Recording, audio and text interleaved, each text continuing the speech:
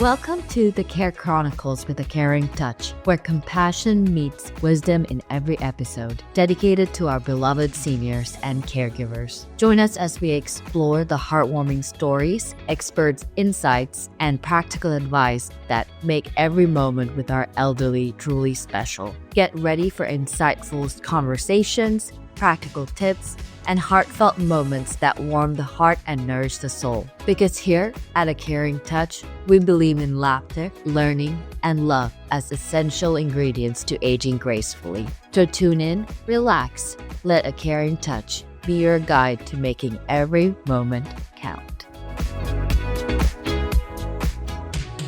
Hi everyone, welcome back to another episode of the Care Chronicles. My name's Avishka, and today I'm here with Mr. Robert Linden, a financial advisor at the Fitzpatrick Group. And he is going to talk to us about retirement and things related to what we need to think of when it comes to retirement, how we spend our money when it comes to retirement. I know we talked a little bit about how, health costs can take a impact. Yeah. That aspect. What about insurance? So what role does insurance or advanced care planning, play into, protecting your retirement funds and that income while you also still have peace of mind?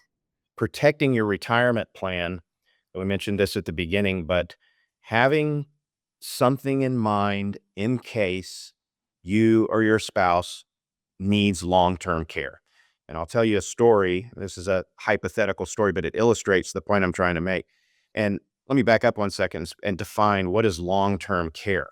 So when we retire here in the United States, you become eligible for Medicare, which is just general health insurance. And you have options. You can choose to accept and not accept certain parts of it. But if you take all of Medicare, all the components that are available to you, might cost a little bit, but it's relatively inexpensive compared to traditional healthcare when we're in our working years. But that will cover for you going to the doctor, if you have to be hospitalized, and there are coverages. There's some out-of-pocket expenses, but it will cover those. I'm not a Medicare expert, but works like health insurance, but it's special health insurance for when we retire.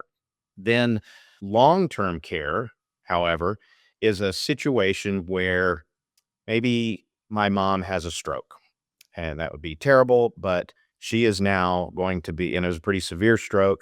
She now is going to be recovering maybe for the next 12 months, 18 months. She can no longer care for herself.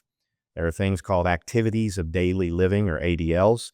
And these are things like feeding yourself, going to the bathroom by yourself, getting in and out of bed, those kinds of things. There's 6 of them. And if I can't do any 2 of those from the long-term care perspective, that would trigger eligibility for long-term care if I had that kind of coverage. Medicare does not provide long-term care. It might provide some hospitalization and some recovery care, but it has to be tied to a very specific incident that you already went to the doctor for. A stroke or something like that, where the care may go on for a year or more, several years, you need specific coverage for that. And here's this scenario. Let's say we've got Jack and Jenny, and they've been in retirement now. They worked very hard. They saved up. They built their plan, and they know that they can live on about $200,000 a year, very comfortable retirement. They could take the kids on a cruise every once in a while if they want to, and they can take some nice trips and live in their golden years. Well, Jenny has a stroke, and all of a sudden, their expenses are still $200,000 a year. But now they've incurred this $120,000 more per year to cover the long-term care expenses. So now we're spending 50% more out of our retirement plan, a little bit more than that. Now we have changed our tax bracket.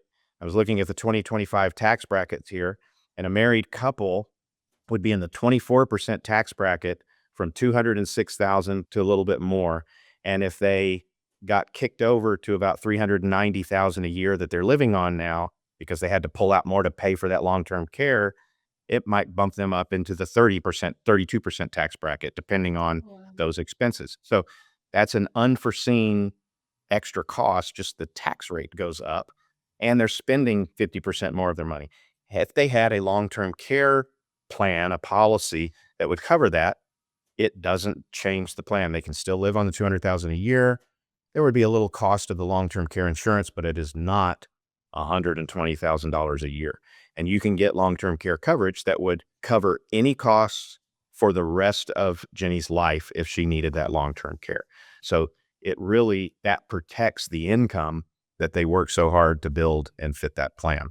So that's a big component, and it's something we talk about a lot with our clients. With long-term care coverage, is that something that you get when you're in need of the care, or is it something you plan for and get after a certain Great. point? Excellent question.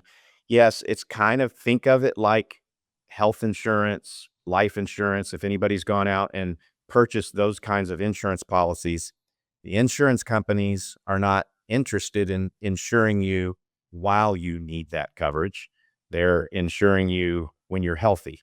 And it seems like a little bit of a catch-22, but you have to look at it from their side. You're paying, let's say $1,000 a month when I'm in my 60s, but healthy, for the potential to pay out $120,000 or more per year if I need long-term care for the rest of my life. So the insurance company is assessing and taking on that risk. So they will decide not to take on the risk if you are right on the verge or even in a long-term care scenario. So it is something you need to think about before the care is necessary. Absolutely. The younger you are when you look into it, the less expensive it is. You think about that risk again. I mentioned that statistic, about 70% of us from age 65 for the rest of our lives, about 70% of us will end up in a long-term care situation for some amount of time. Well, at 55, I've got a lot longer time before that happens. I'm a lower risk to the insurance company, and therefore the cost of that coverage can be less expensive. Okay. I think that kind of covered the question where I was going to ask you about how can individuals prepare for unexpected medical or long-term care costs. So Yeah. that would be an option for them to go and seek this coverage early on in their years, as early as they possibly can. It sounds like. Yes. Yeah.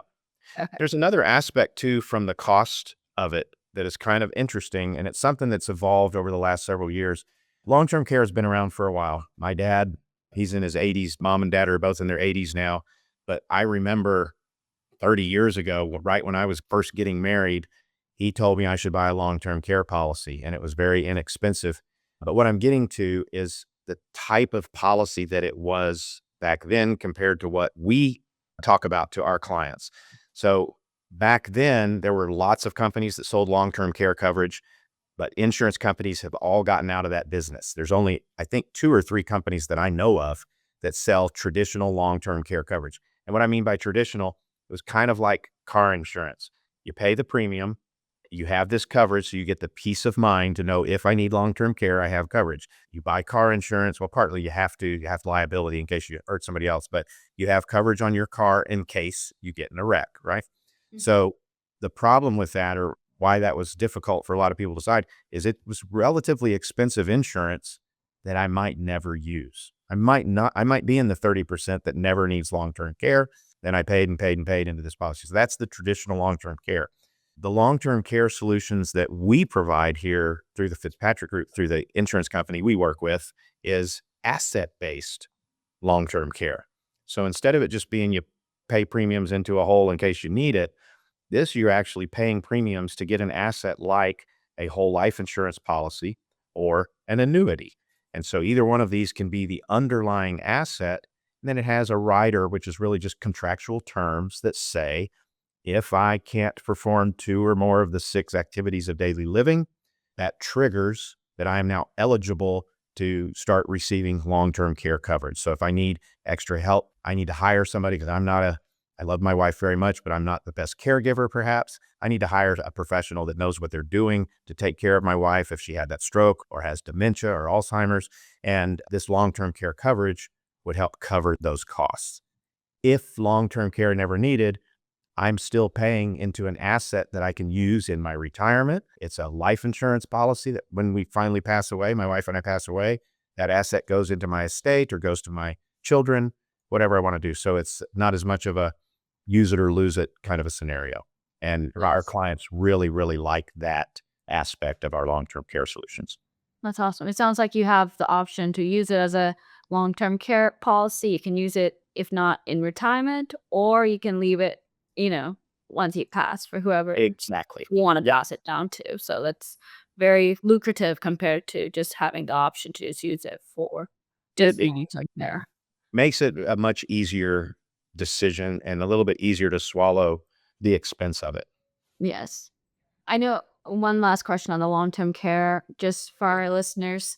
I know your group is one, and you guys have those lucrative options, which is awesome.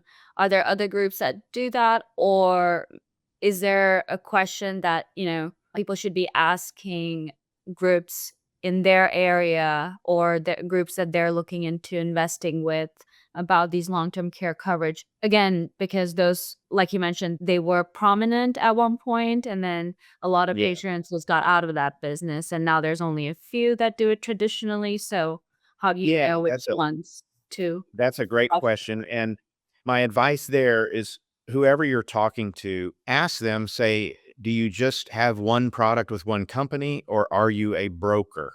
A broker just means, and I'm a broker on the life insurance side, which means I work with multiple companies. And I work with one of the companies that still has the traditional long-term care policy.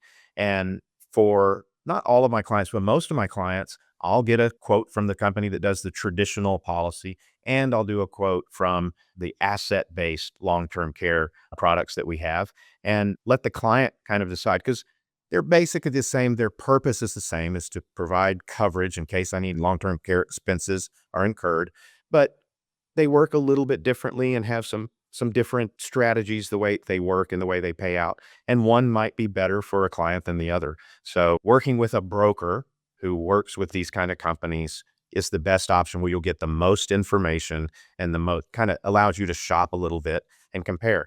And again, like we talked about earlier, how do you know if you're with the right broker? Having that good relationship with them, that you trust them and you feel like they're trying to give you the right information that's in your best interest, that will go a long way in this, just as well as the financial accounts. That's awesome. That's very good to like keep in mind. And, a relationship is what really solidifies your future, honestly. Absolutely. It's very And important.